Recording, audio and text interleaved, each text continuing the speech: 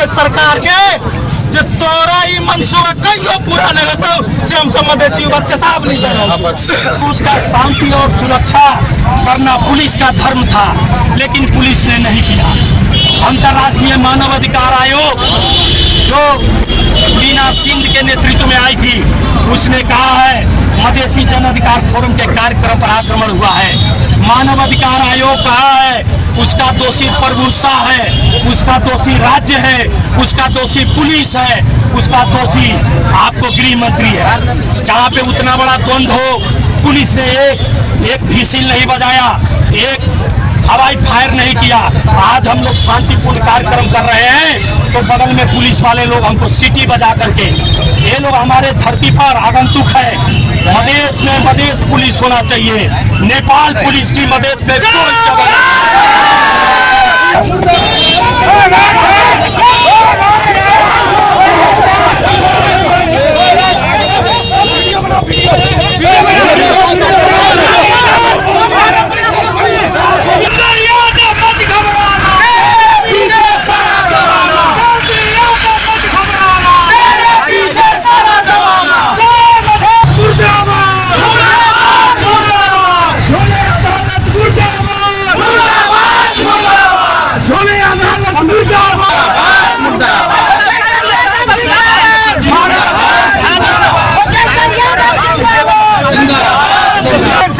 Sir उठावे के प्रयास कर गए तो मधेसी जनता भैया के भरोटे प्रशासन के गोली खा के लगी। अब के सरकार विरुद्ध में जितना बर्बाद करे, जितना मुद्दा हमरा सबके खेपे के पड़े, मुद्दा के पूर्व जनता समाजवादी पार्टी नेपाल और तमाम मधेसी समुदाय अपराध अधिकार के लगे हुए प्रवाह नहीं कागा। सरकार के विरुद्ध में अगर के नहीं सचियाल गए के अगर फैसला जैसे सचियाबा के प्रयास नहीं कर गए तो हम सबके लाभ चरणबद्ध आंदोलन के जैसे हम सब निर्णय करब और नहीं सके वो अपना जनता के क्षति रहते वही जैसे होगी सब एक सरकार के अभिमन्यु षड्यंत्र कर रहा के विरुद्ध में अपना सब देश में प्रदर्शन कर रहा और याद है कहा के जैसे वापस नहीं लेते बड़का षड्यंत्र। और इस षड्यंत्र कांग्रेस और कम्युनिस्ट दोनों के जो सरकार है बिल्कुल जैसे अपने के पहचान विरोधी है, मधेश विरोधी है।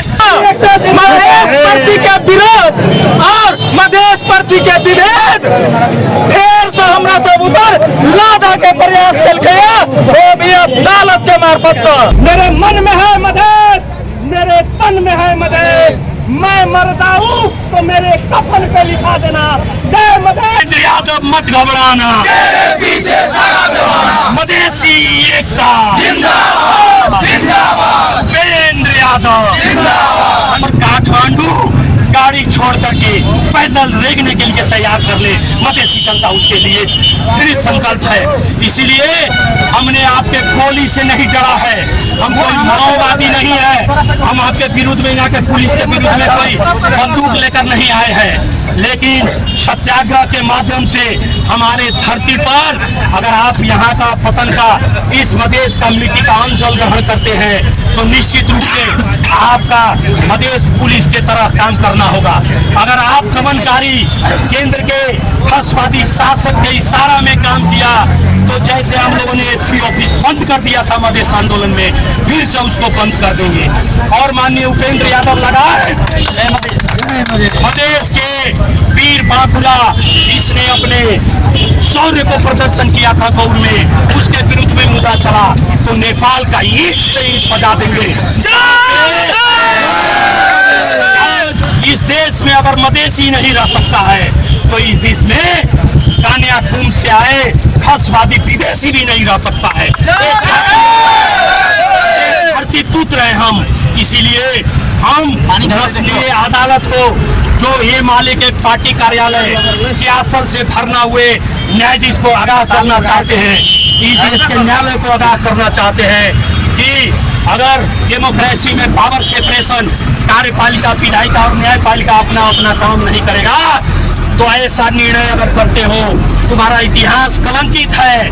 तुम हत्यारे को छोड़े हो। इस अदालत ने संवैधानिक नियुक्ति में जो ऑर्डिनेंस आया उसने नेपाल के संविधान के पर खिलाफ जाकर न्याय निर्णय दिया है वो न्याय नहीं निर्णय है। अगर इसमें भी वैसा ही किया तो हम जानते हैं तू केपी के झोले है, तू शेर बहादुर के झोले है, तो तुम्हारा मधेश में प्रवेश निषेध हो जाएगा। इस चीज को याद करो।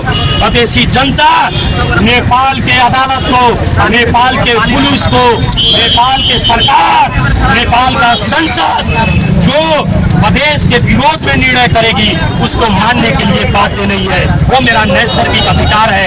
इसलिए यही बात रखते हुए पूरे मधेश भर में 8 जिला में यहाँ बांके बर्दिया से लेकर झापा तक यह आंदोलन चालू हो गया है। अगर सरकार नहीं संभली, नेपाल की अदालत नहीं संभली, नेपाल की नस्लीय जातिवादी एकल जातीय पुलिस नहीं संभली तो हम सड़क पर आएंगे। जब सदन आवारा हो जाता है, संसद आवारा हो जाता है तो सड़क उसको कंट्रोल करता है। हम लोग वही करेंगे और नेपाल राज्य सत्ता का ईंट से ईंट बजा देंगे। लेकिन जोर जुल्म के टक्कर में सरकार संभाला जा रहा है। तुम जुल्म करो तो कुछ भी नहीं, हम आगे बढ़े तो बागी है तो बगावत करके दिखाएंगे।